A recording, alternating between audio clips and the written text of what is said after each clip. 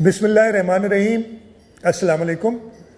میں یہاں chief minister house میں آج 22 مارچ کو ہمارے دوستوں پاکستان پیپلز پارٹی کے ممبران، پاکستان تحریک انصاف، پاکستان مسلم لیگ نواز، متحدہ قومی movement, grand democratic alliance, Jamaat Islami, عوامی نیشنل پارٹی اور جمعیت علماء اسلام کے دوستوں کے ساتھ بیٹھا ہوں۔ پچھلے 1.5-2 گھنٹے میں ہم نے یہ جو کرونا وائرس کا وبا پھیلی ہے پوری دنیا میں، اس پہ ڈسکشن کی ہے اور کچھ چیزوں پہ ہم سب نے اگری کیا ہے کہ کون سے سٹیپس لینے چاہیے۔ اب ہم نے کیا کرنا چاہیے؟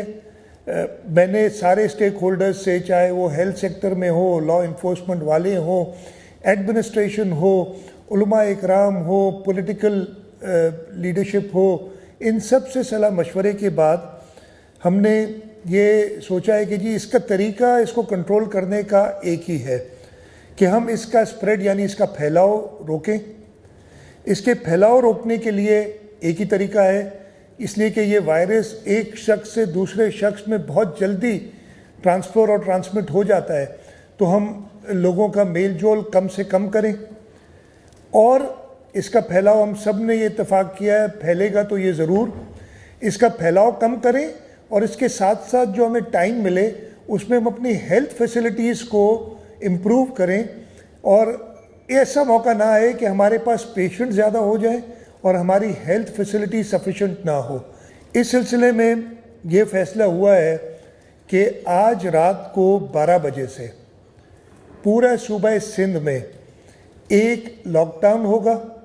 اس لاک ڈاؤن کا مقصد یہ ہے کہ سارے دفاتر، ساری جو اجتماعات کی جگہیں، شاپنگ سینٹر، سکولز وغیرہ تو ہم پہلے ہی بند کر چکے ہیں، یہ سب بند ہوں گے۔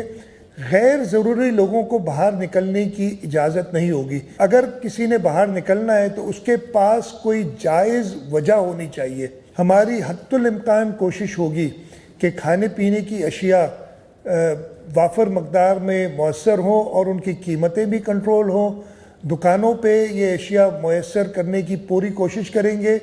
اگر کسی نے اپنے خاندان کے لیے، اپنے گھر کے افراد کے لیے سبزی، گروسری لینے جانا ہو تو ہم کوششیں کر رہے ہیں کہ 2 دن میں ایک بار وہ نکل سکے۔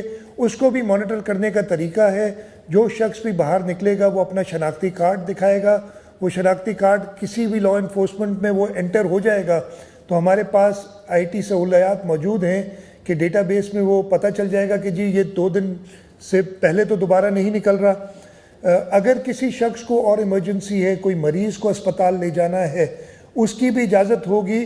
اس وقت وہ ایک ساتھ 2 لوگ جا سکتے ہیں اور تیسرا اگر کوئی گاڑی میں ہے، کوئی ٹیکسی ہے یا کوئی پبلک ٹرانسپورٹ ہے تو اس کا ڈرائیور بھی ہو سکتا ہے۔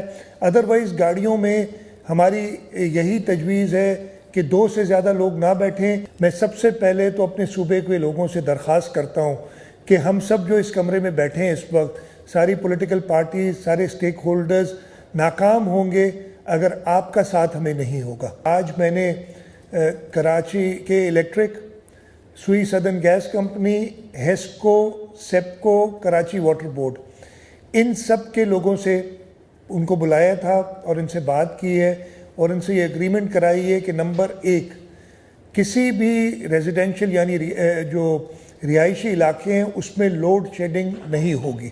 بجلی کے بلوں کے لیے 4000 روپے، یعنی جس کا بجلی کا بل 4000 یا اس سے کم آتا ہے، ہم سمجھتے ہیں کہ وہ ذرا غریب طبقے سے تعلق رکھتا ہے، اس کے بجلی کا بل اس مہینے اس سے نہیں لیں گے۔